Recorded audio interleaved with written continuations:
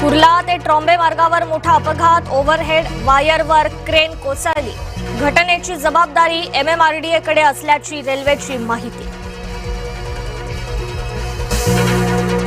Mumbai Pune connecting लिंकवर कारमधून जीवघेणी स्टंटबाजी, इतरांचा जीव धोक्यात घातल्याचा आरोप।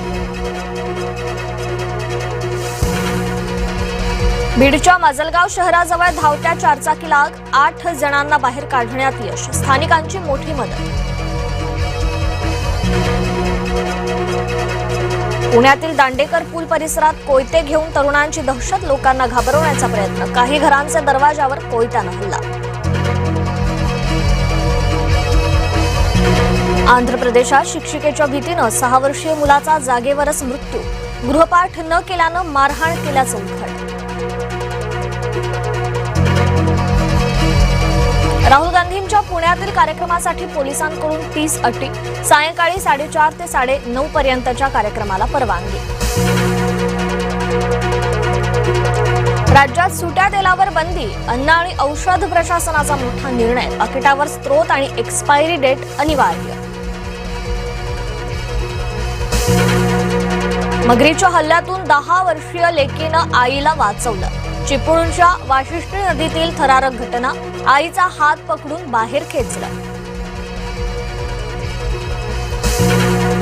मुंबईच्या महापौरांच्या PR प्रस्तावाला तुर्तास ब्रेक, रितू तावडेंना धक्का, 25 लाखांच्या बजेटवरून वाद।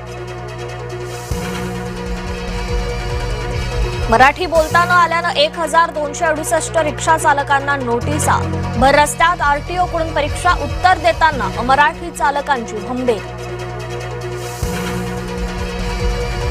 अपात्रतेचा निर्णय न्यायालयानंच घ्यावा, ठाकरे गटाचे वकील देवदत्त कामत यांची सुप्रीम कोर्टात मागणी, धनुष्यबाण गोठवण्याचे पुनरुच्चार। आदिवासी विभागाच्या शासकीय आश्रम शाळांमध्ये जवळपास 2,500 पदांसाठी शिक्षक भरती, पवित्र पोर्टलद्वारे प्रक्रिया पूर्ण करणार। मुक्ताईनगरच्या सहाय्यक निबंध सहकारी कार्यालयात राडा, जिल्हा बँकेच्या संचालक सदस्य निवडीच्या ठरावावरून वाद। महाविद्यालयीन विद्यार्थिनींना महिलांना 2,000 पॉकेट मनी देण्याचा सरकारचा विचार, विरोधकांचं सरकारच्या प्रस्तावावर मात्र टीका। मुंबईत धावत्या लोकलमधून ढकललेल्या दिव्यांग प्रवाशाचा मृत्यू, चर्चगेट बोरिवली लोकलमधील घटना, आरोपीला पोलिसांकडून अटक। कोंढव्यातील भोंदू दिव्य परमारला बेड्या, भोंदूची तरुणीकडे अर्धनग्न फोटोची मागणी, शरीरातील नकारात्मक ऊर्जा काढण्याचा बहाणा। धाराशिवमध्ये दिव्यांग शाळेची दुरवस्था, निधी मिळूनही शाळेची तपासणी नाही, दिव्यांग कल्याण विभागाचं दुर्लक्ष। शेतकऱ्यांना पावसाची प्रतीक्षा, चिंता वाढली, पावसाच्या खंडामुळे जमिनी कोरड्या, सोयाबीन कापूस खरीप पिकांना फटका।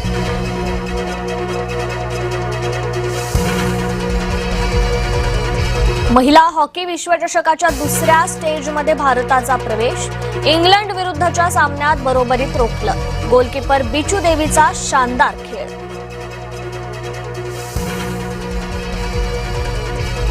कोलंबियानंतर आता पेरू भूकंपानं हादरला, 6.7 रिश्टर स्केलची नोंद, पर्वतीय भागात भूस्खलन, अनेक घरांचं नुकसान।